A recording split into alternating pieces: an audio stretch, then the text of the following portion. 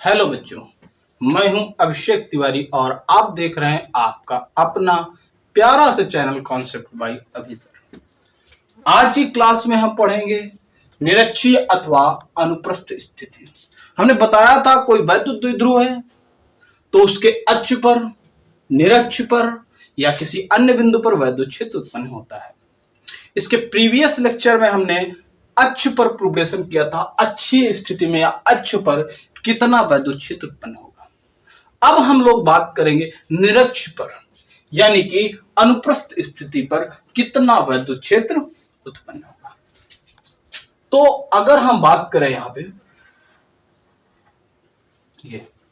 ये हो गया माइनस के क्यू, ये प्लस क्यू, ये वैद्युत द्विध्रुव के लेक्चर में हमने सब बताया है।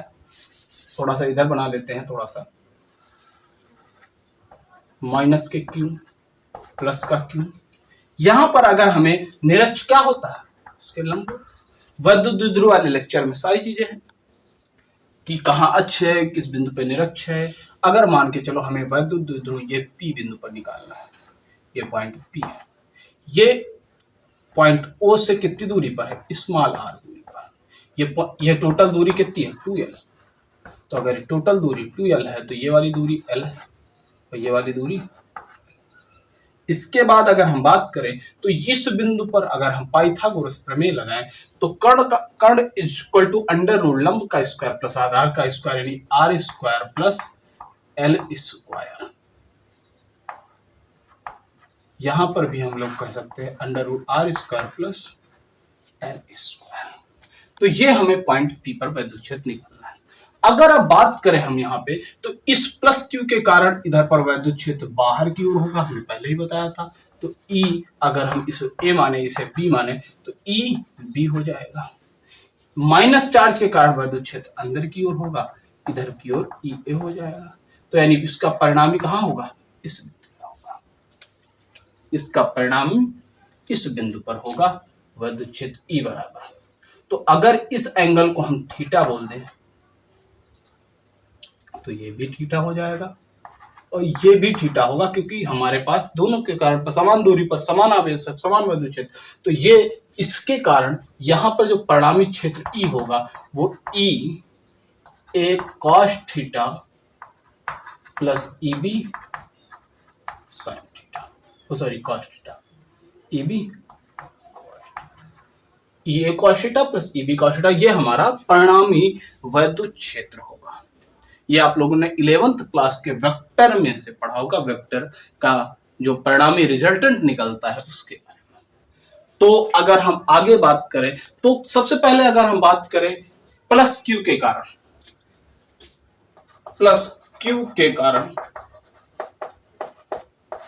बिंदु P पर, पहले इसकी थ्योरी कैसे लिखनी है स्टार्टिंग में उस पर बात करते हैं, तब प्लस क्यू के कारण। तो क्या माना, एक वैद्युत द्विध्रुव AB एक के परावैद्युतांक वाले माध्यम में रखा है, जिस पर माइनस क्यू और प्लस क्यू दो आवेश हैं, जिनके बीच की दूरी 2l है, जिसके निरक्ष पर r दूरी पर एक बिंदु P है, जहां पर हमें वैद्युत क्षेत्र की तीव्रता ज्ञात करनी है।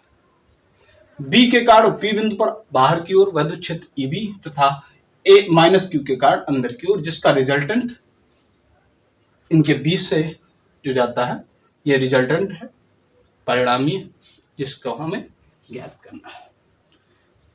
तो सबसे पहले अगर हम बात करें माइनस क्यू के कारण बिंदु P पर वैद्युत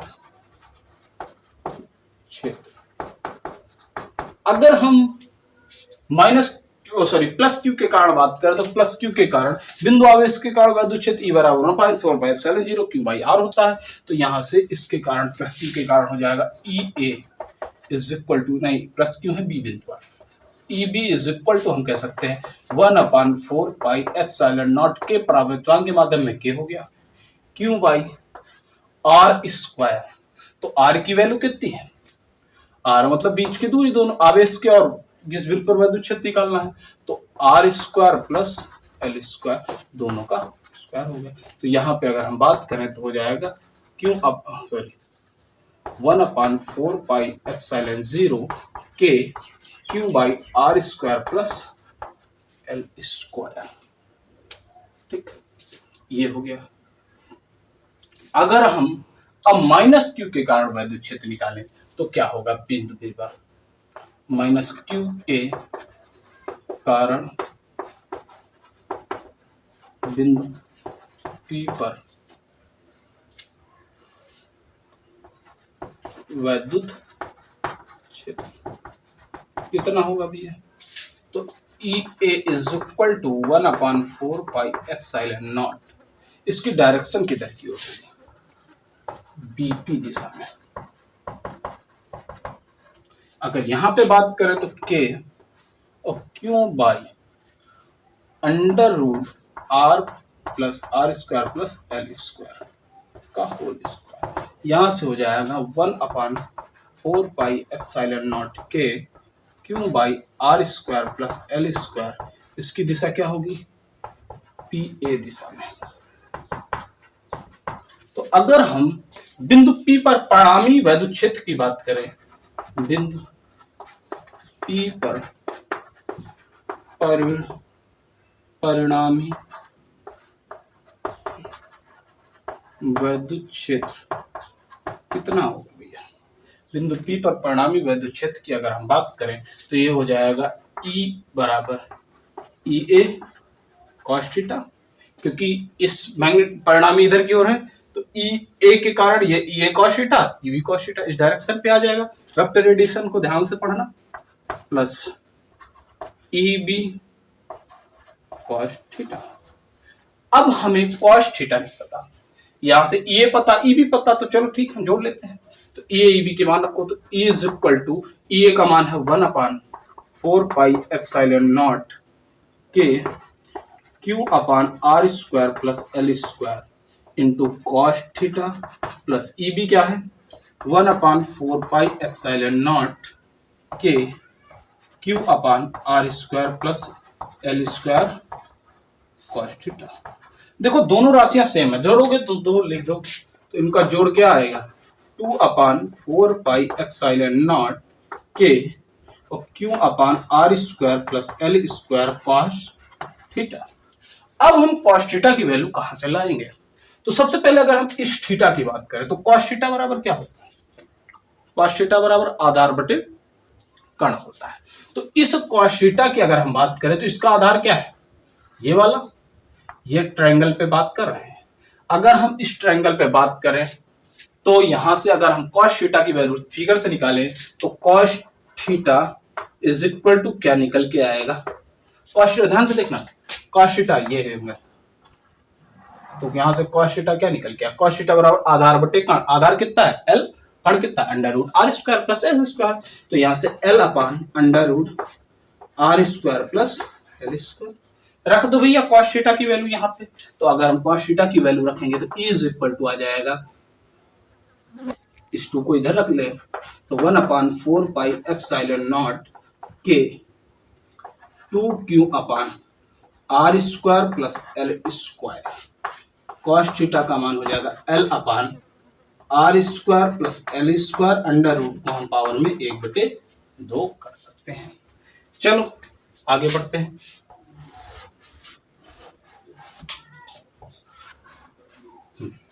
तो अगर हम आगे बात करें तो E इज इक्वल टू क्या आ जाएगा 1/4πε0 के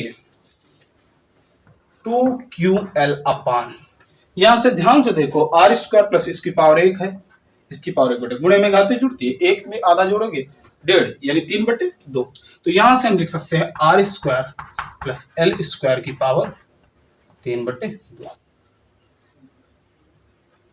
अब यहां से अगर बात करें, चूंकि एक बात हम कह सकते हैं 2ql बराबर क्या होगा? P, वैद्युत द्विध्रुव।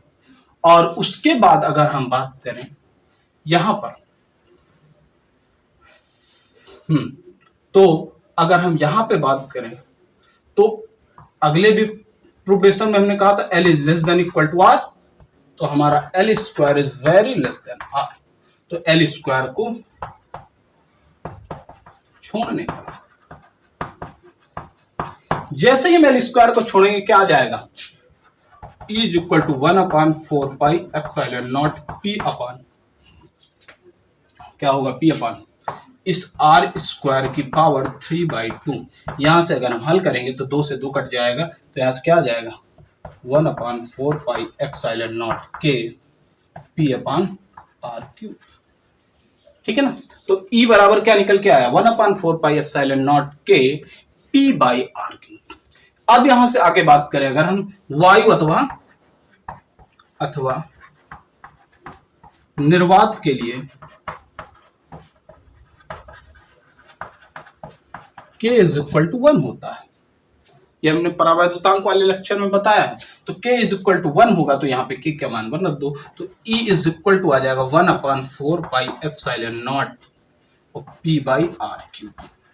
अच्छा ध्यान से देखो तो ये कितना, यहां फिर निरक्ष पर भी E proportional to 1/r cube ही है। यानी कि हमने अच्छी स्थिति में बताया था कि वैद्युत क्षेत्र क्या होता है, वैद्युत द्विध्रुव के कारण अक्ष पर वैद्युत क्षेत्र E proportional to 1/r cube होती है। अगर आपने उस लेक्चर को नहीं देखा तो आप देख लीजिए कि वैद्युत द्विध्रुव का अच्छी स्थिति पर वैद्युत क्षेत्र की दिखता, तो इसका प्रीवियस लेक्चर है उसको देख सकते हैं आप। उसके बाद अगर हम बात करें तो इसमें भी यही बात आई, लेकिन ध्यान से देखना उस अक्ष पर जो हमने अक्ष पर वैद्युत क्षेत्र निकाला था यह है निरक्ष पर, निरक्ष पर निकला, तो यहां से ये तो प्रोग्रेशन खत्म हो गया। तो थोड़ा सा हम कंपेयर करते, क्योंकि कंपेयर करके कभी कभी बोर्ड एग्जाम में क्वेश्चंस आ जाते हैं। तो अगर कंपेयर की बात करें तो अक्ष पर जब हमने निकाला था अक्ष वाले बिंदु पर, तो E is equal to 1/4 pi epsilon nought P by 2P upon R cube बताया था। ये अक्ष पर हमने बताया था और ये हमारा निरक्ष पे निकल के आया। तो यानी कि अगर हम बात करें तो जो अक्ष पर वैद्युत क्षेत्र होता है वो निरक्ष के वैद्युत क्षेत्र से दोगुना होता है। यानी किसी वैद्युत द्विध्रुव से समान दूरी पर, दूरी समान होनी चाहिए, ध्यान रखना ये जो दूरी है r ये सेम होनी चाहिए। तो समान दूरी पर सेम दूरी, अगर r दोनों का कांस्टेंट है तो E अक्ष पर जो वैद्युत क्षेत्र होता है द्वि गुणे E निरक्ष होता है।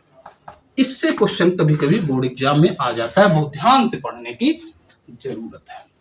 तो ये E हो गया।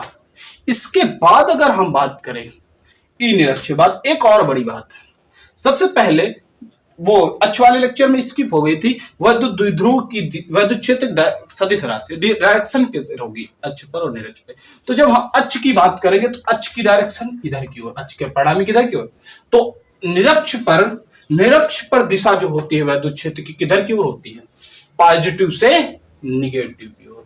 निरक्ष पर जो डायरेक्शन होती है निरक्ष की,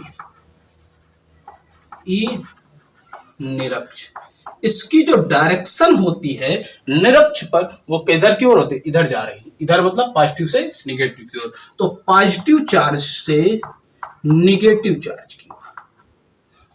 और अक्ष पर सेम डायरेक्शन उल्टा हो जाती है, इस बात को ध्यान रखना, अक्ष पर हो जाती है।